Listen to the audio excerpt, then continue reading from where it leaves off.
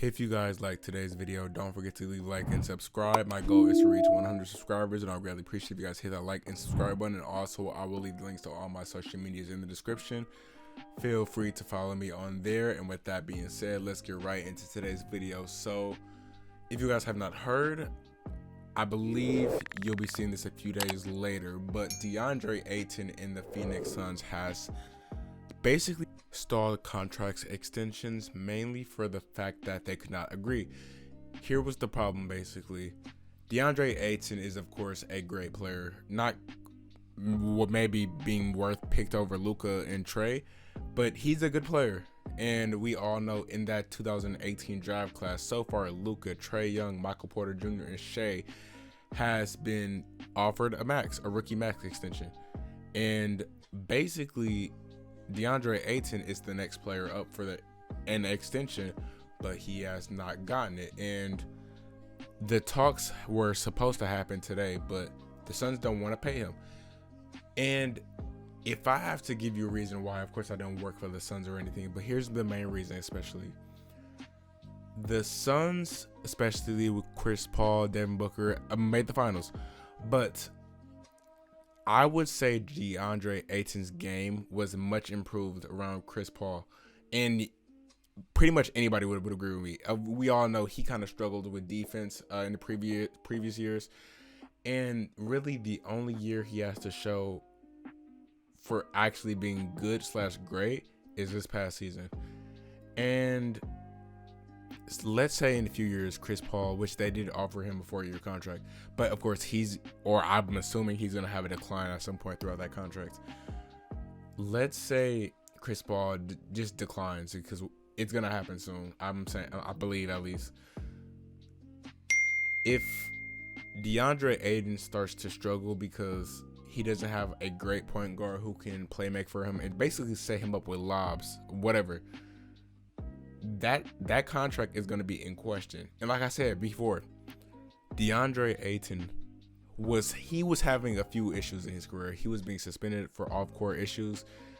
He just struggled at points. And even though in Phoenix, Deandre Ayton is the only center that I would actually say that you can rely on at the very least, I don't know if Deandre Ayton is worth that max contract at least. And maybe how he performs in this next upcoming season, maybe that's going to give him that contract, but I don't know really. And another case I do actually want to bring real quick is for the production that Deandre Ayton brings. Yes, he's amazing or good or however you feel about Deandre Ayton. I think you could find a center kind of like him who's maybe a little bit worse, but then also a lot more cheaper. For example, I'm not comparing player A to Deandre Ayton because one is obviously better than the other. But Hassan Whiteside, he can catch lobs, play defense. Yes, he is declining, or I guess if you want to say he's declining, because he just really doesn't get the minutes anymore. But Deandre Ayton and Hassan Whiteside paychecks are going to be completely different. But basically, Hassan Whiteside is like a Walmart version of Deandre Ayton, let's be honest here. But he's being paid about $1 million, basically the minimum. And that's kind of crazy because Hassan Whiteside, he's just an old-fashioned center who could just play defense, catch lobs. That's really what the majority of people want from their center.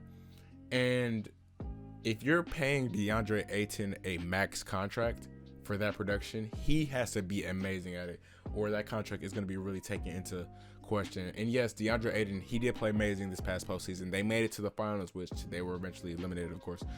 But he played great, and I just don't know if I'm Phoenix, if I'm giving him that contract. Now, let's say if I am the general manager and I have to make the choice of giving him that contract, I might just have to, just mainly for the fact that just sometimes with especially young players, you just have to overpay and just see how can they grow. But there can be a situation where it does not work out at all. For example, with the Andrew Wiggins situation, he was younger. He got a big contract, of course, because I believe he averaged 20 plus that year he got paid.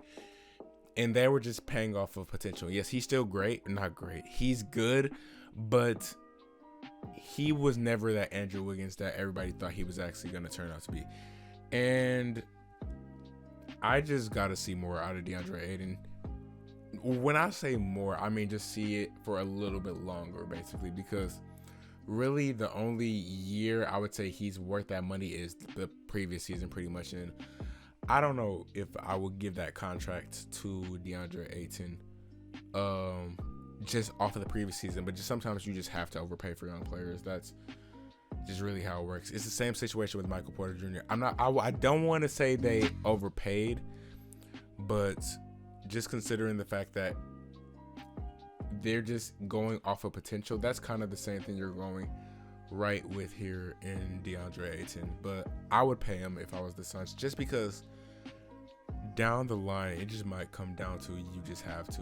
I don't know, but just let me know in the comments, do you want to pay Deandre Ayton that rookie max extension? Because I would say yeah, but maybe you guys think otherwise. I don't know.